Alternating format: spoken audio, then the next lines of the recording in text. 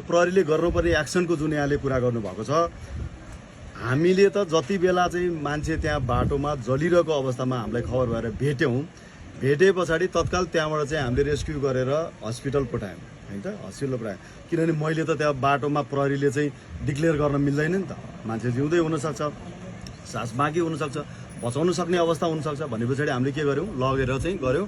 गए पछाडि अब डाक्टरले मलाई लाग्छ कति 1:20 कि कति त्यस्तै उसमा उसले चाहिँ डाक्टरले मृत्यु घोषणा गर्नु हो। त्यो भइसकेपछि हामीले आइडेन्टिटी खुल्या छैन त्यति बेलासम्म को मान्छे भने तपाईँकै गाउँमा तपाईँकै मान्छे जलेको रहेछ, तर त्यति बेलासम्म उसको आइडेन्टिटी खुल्या छैन। को मान्छेको मृत्यु भएको भन्ने कुरा त्यहाँ कसैलाई थाहा छैन। त्यति बेला उहाँहरूले हिजो आएर के भन्दै हुनुहुन्थ्यो, मुचुल्कामा हाम्रो नाम भएन भन्नुभयो। मैले कसलाई खोज्न जाने हो हजुर त्यहाँनिर? मलाई जब कि कसको मान्छेको मृत्यु भएको भने थाहा छैन त म कसरी चाहिँ उहाँको घरको मान्छे ल्याएर चाहिँ मुचुल्कामा नाम राखौँ? त्यही पनि उहाँहरूको चित्त बुझाउन ल त्यो ठिक छ भने उहाँले त्यो पनि मैले हिजो चेन्ज गराइदिएँ, केही ठुलो कुरा छैन। मुचुल्कामा के लेखिया हुन्छ भन्दा यो घटनामा चाहिँ यो यहाँनिर चाहिँ यस्तो रे लास्ट मान्छे भेटेको हो, यो चाहिँ प्रहरीले उठाएर लगेको हो है, यो चाहिँ घटना भएकै हो है भन्ने मात्रै हो त्यो मुचुल्काले। त्योभन्दा बढी त्यो मुचुल्काले आत्महत्या हो कि त्यो मुचुल्काले हत्या हो कि कसले मारे हो भन्ने कुरा त्यो मुचुल्काले भन्दैन होइन, भन्दैन। त्यो कुरा सायद हामीले उहाँलाई बुझाउन सकेन, उहाँहरूको चित्त बुझेन। तैपनि फेरि हिजो हामीले के गर्थ्यौँ, उहाँले भनेअनुसारै फेरि हामीले त्यो चेन्ज गरिदिएको छौँ। बल्ल अब हामीले आइडेन्टिटी कसरी खुल्यो भन्दा फेरि तपाईँको अहिले सिडिआर माग्नलाई त्यो मोबाइल चाहिँ कसको नाममा चल्या छ भन्ने माग्नलाई पनि अदालतको पर्मिसन लिनुपर्छ।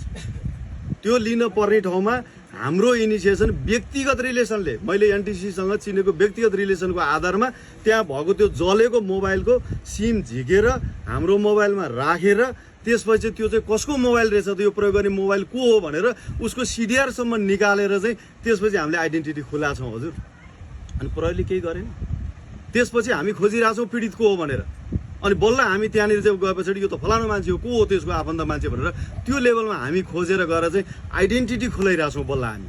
त्यसपछि अनुसन्धान बल्ल पो यो मान्छे फलानु भने पछाडि चाहिँ किन घटना घट्यो त, यो मान्छेको ब्याकग्राउन्ड के हो त, उहाँ कहाँ उहाँले कोसँग फोन कुरा गर्नुहुन्छ भन्ने हामीले खोजिसकेपछि हामीले के कुरा पत्ता लाग्यो भने त्यो बहिनीलाई कुनै दिनमा मैले पक्रेर लिएर आएको रहेछ जुरेली भन्ने होटेलमा यौन धन्दा गरिरहेछ भन्ने चाहिँ खबर पाए पछाडि प्रहरी गएर मलाई लाग्छ मङ्सिरको कति 25-26 गते पक्राउ गरेर लिएर आएर त्यही बहिनीको जाहेरीमा मैले त्यहाँको साउलाई चाहिँ मानव बेचबिखनको मुद्दा चलाएर अहिले सायद मान्छे थुनिरहेको, त्यही बहिनीको जाहेरीमा मैले मुद्दा चलाएको छु भनेपछि त्यो बहिनीको त्यसपछि अस्तिको दिन राति भने लगभग 3 बजेतिर होला, अस्ति जुन यो घटना घटेको यो त 15-14 गते भयो अरे 13 गतेको राति होइन त 3 बजेतिर त्यो नानीले यहाँ प्रहरीकोमा फोन गरेर मलाई चाहिँ कुट्यो, म जोसँग बस्छु त्यो साथीसँग बस्छु, त्यो केटाले मलाई कुट्यो भने पछाडि प्रहरीले गएर त्यो केटालाई ल्याएर यहाँ थुनेको रहेछ। त्यसपछि मलाई लाग्छ हजुरलाई मैले हजुरको त्यो सिडिआर पनि हेरिसकेँ, हजुरको हिजो त्यो दिनमा 8 पटक कुरा भएको छ तपाईँको नानीसँग। तपाईँको यिनी हो तपाईँको 3 बजे हो, त्यही त लास्ट कल चाहिँ तपाईँको त्यो छ। तपाईँको त्यो राति 3 बजी पनि कुरा भएको छ हजुरको, राति 3 बजी। त्यही राति जुन दिन त्यही त जुन दिन केटा पक्रेर ल्याएको नि हामीले त्यो केटीलाई जब कुट्यो भने पछाडि हजुरलाई पनि फोन गरेको छ है राति। मेरो कुरा सक्छु, मैले रेकर्ड हेरेर भन्दैछु यो कुरा होइन, हजुरसँग कुरा भएको छ र हजुरको त्यसपछि त्यो 3 बजे रातिबाट बेलुका 5 बजेसम्ममा हजुरको 8 पटक कुरा भएको छ हो, त्यो हजुरको कुरा भएको छ भनेपछि हामीले के गरिरहेको छ त त्यो मान्छे उहाँबाट आउनुभयो, कोही आएको छैन त्यो नानीलाई सहयोग गर्ने, कसलाई जिम्मेवार बन्ने यहाँनिर यहाँ किन आएन मान्छेहरू चाहिँ। हिजो त्यो मान्छे केटा ल्याएर थुन्दा फेरि केटाको पछिको मान्छे गएको आएको छ, त्यो नानीको पछिबाट कोही एकजना आएको छैन यहाँ थुन्ने रहेछ। हजुरसँग त 3 बजे कुरा भएको छ नि राति हजुरलाई 3 बजेदेखिबाट तपाईँ हजुरको 8 पटक कुरा भएको छ। हजुरहरू यहाँ आएर चाहिँ त्यो नानीलाई चाहिँ लिएर जाने कसको जिम्मेवारी हुन्थ्यो होला, त्यो केटालाई थुन्नु पर्ने भए हामीले त जाहेरी ल्याउ नानी भन्दा फेरि उसले के गरिन् पछि मिलापत्र गरेर यहाँ सहमति भएर म त्यही मान्छेसँग बस्छु भनेर मिलापत्र गरेर यहाँ चाहिँ सहमति कागज गरेर गएको रहेछ।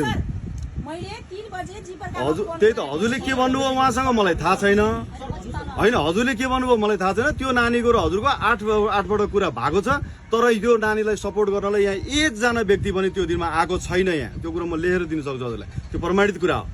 त्यसपछि राति गएर नानी अब कहाँ गइन् हामीले त खोज्यौँ नि त, त्यसपछि उसको चाहिँ कहाँ गइरहेछ के गरिरहेछ त्यसपछि हेरिरहेछौँ, सिसिटिभी हेरिरहेछौँ, सिसिटिभी पनि हेरिसकेको छौँ हामीले। त्यो नानी एक्लै आइरहेछ त्यसपछि होइन, त्यो घरमा पुग्ने बेलासम्म एक्लै आइरहेछ। अब त्यो नानीको हामीले सिडिआरहरू चाहिँ एनालाइसिस गरिरहेछौँ, उसको के भन्छ सिसिटिभीको एनालाइसिस गरिरहेछौँ।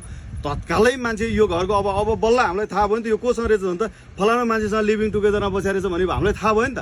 थाहा भएपछि अब हामीले